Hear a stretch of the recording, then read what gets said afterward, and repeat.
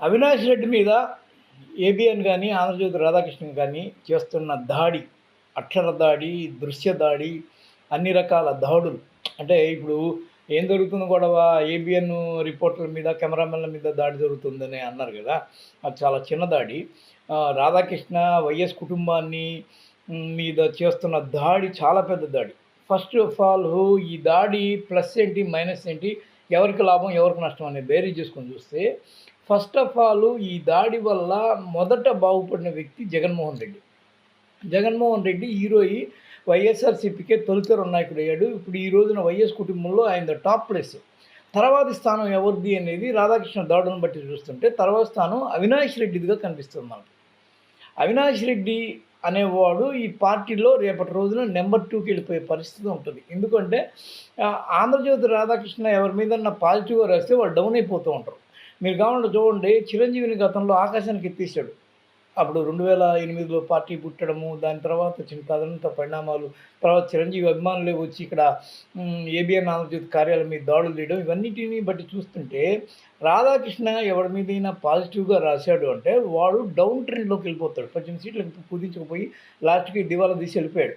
ఈ రోజున ఆ తర్వాత కాలంలో ఆయన దృష్టి జగన్మోహన్ రెడ్డి మీద పెడితే జగన్మోహన్ రెడ్డి ఫస్ట్ 67 స్థానాలు, ఆ తర్వాత 151 స్థానాలకి వెళ్ళిపోయి అఖండ మెజారిటీతో ఈ రోజున చిచ్చుపోయిస్తున్నాడు. ఎవరిని? రాధాకృష్ణ ప్రాతినిధ్యం వహించే పార్టీ టీడీపీని, ఆయన అధినేతని చంద్రబాబుని. ఇప్పుడు చూడండి, నెక్స్ట్ ఈయన దృష్టి అవినాష్ రెడ్డి మీద పడింది. తెలుసో తెలియకో మొత్తానికి అవినాష్ రెడ్డిని నెంబర్ 2 పొజిషన్‌కి తీసుకెళ్లే పరిస్థితుల్లో రాధాకృష్ణ తీవ్రంగా యత్నం చేస్తున్నాడు. ఇదేంటి? ఇది ఎలా సాధ్యం అంటే, రాధాకృష్ణ అనేవాడు ఒకడి మీద టార్గెట్ పెట్టి రాస్తూ ఉన్నాడంటే ఈ రోజున ఆయన వెనకాల తన ఉరుకులు, కెమెరామెన్‌ని, రిపోర్టర్‌ని ఉరుకులు పరుగులు పెట్టించడము. జగన్మోహన్ రెడ్డి మీకు ఎలాగో దొరకడు కాబట్టి, దొరికిన మసాలా ఐటెమ్ మనకి ఇదే కాబట్టి, మీరు దాని వెంబడి వెనకాల పోయి వెళ్ళిపోండి. మనం బ్రహ్మాండమైన వార్తల్ని గ్యాదర్ చేయొచ్చు. లేనిపోని కథనాలు ఊహించి అవినాష్ రెడ్డి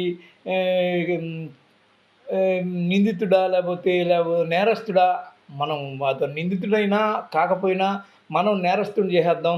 ఆయన ప్రతి కిటుకుని తీసుకుపోయి అక్షరం వదలకుండా, ఫ్రేమ్ వదలకుండా ఇటు పేపర్‌లో అటు ఛానల్‌లో ఏసి ప్రింట్ చేసి పద్దుద్దాం. ఆ తర్వాత లేనిపోని కథనాల్ని వండి వార్చేద్దాం. ఈ రోజున అజయ్ కల్లం అనే ఒకానొక ప్రభుత్వ సలహాదారుని కూడా దీనిలో ఇరికిచ్చేసి, ఆయన ప్రధాన సాక్షే కాదు, ఆ సమయానికి ఆయన అక్కడ ఉన్నట్టుగా చెప్పి బాబాయ్ గుండెపోటు వల్ల చనిపోయాడని జగన్మోహన్ రెడ్డి అక్కడున్న అజయ్ కల్లం తదితరులతో చెప్పినట్టు ఆయన్ని కూడా దీనిలో ఇరికిచ్చేసి, ఆయన్ని కూడా మీరు విచారిస్తే సరిపోద్ది, మీకు అసలు చాలా విషయాలు వెలుగులోకి వస్తాయని చెప్పి మళ్ళీ రాయడము, దానికన్నా ముందు కూడా చాలా కట్టుకథలు రాయడం, ఇవన్నీ అవినాష్ రెడ్డి కేంద్రంగా రాధాకృష్ణ ఓ పెద్ద ఉద్యమాన్ని నడుపుతున్నాడు. అక్షర ఉద్యమము, దృశ్య ఉద్యమాన్ని నడుపుతున్నాడు. అవినాష్ రెడ్డి ఈ రోజున నెంబర్ 2 ప్లేస్‌లో ఉన్నాడు అని ఇది చెప్తుంది. నిజానికి కూడా కడప, పులివెందుల ఆయా ప్రాంతాల్లో ఉన్న మనుషులను అడిగితే జగన్మోహన్ రెడ్డి వెనకాల ఉన్న రాజకీయ శక్తులు ఎవరు అంటే భాస్కర్ రెడ్డి, ఆయన కొడుకు అవినాష్ రెడ్డి గాని చెప్తారు.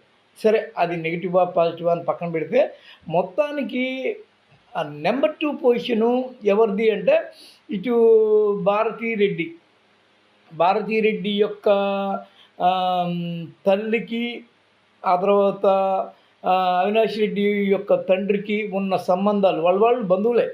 ఈ గణంలో అవినాష్ రెడ్డి చాలా కీలకమైన పాత్ర అన్నమాట.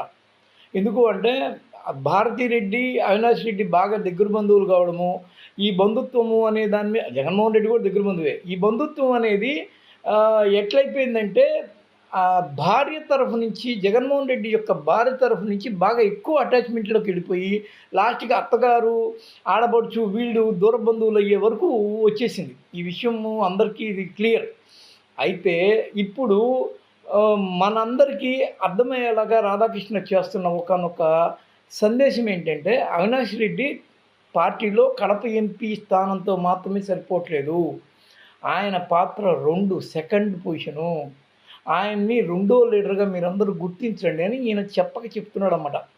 రేపటి రోజున మొన్నటి వరకు జగన్మోహన్ రెడ్డిని హీరోగా చేసుకుంటూ వచ్చిన రాధాకృష్ణ ఈ రోజున ఇటు అవినాష్ రెడ్డిని కూడా హీరోగా చేసుకుంటూ వచ్చి ఇతనిది సెకండ్ ప్లేసు, రెండో అగ్రనాయకత్వం అనే చెప్పగా చెప్తున్నాడు. ఈ విషయం మీద అవినాష్ రెడ్డి కొద్దిగా ఫ్రస్ట్రేట్ ఫీల్ అయ్యి దాడులు లాంటివి తెగపడ్డం కన్నా కొడాలి నాని మొన్న ఒక మాట అన్నాడు. చంద్రబాబు, ఆయన అనుకూల మీడియా అయిన ఏబిఎన్, ఇతర వీళ్ళందరూ సాయంత్రం నుంచి మొదలుపెడుతున్నారు యాంటీ జగన్ డిబేట్లు. ఉదయం 6 నుంచి మొదలుపెట్టి రాత్రి 12 గంటల వరకు మీరు కానీ చేయగలిగితే పార్టీకి అంత మేలు చేస్తుంది అనేది కొడాలి నాని లాంటి వాళ్ళు చెప్పే మాట. కాబట్టి ఈ దాడులు, ఈ అక్షర దాడులు, దృశ్యపు దాడులు ఇవన్నీ వైఎస్ అవినాష్ రెడ్డికి నష్టం కలిగిస్తాయి అన్న బాధపడాల్సిన అవసరం లేదు. రేపటి రోజున ఆయనే హీరో కాబోతున్నాడు, సెకండ్ గ్రేడ్ హీరో కాబోతున్నాడు వైఎస్ఆర్సీపీలో. తర్వాత పొజిషను ఆయనది అయ్యే అవకాశం ఉంటుంది అనేది ఇవన్నీ మనకు చెప్తున్నాయి. That's it. హాయ్ ఫ్రెండ్స్, మా టుడే టుమారో యూట్యూబ్ ఛానల్ చూస్తున్నందుకు చాలా థ్యాంక్స్.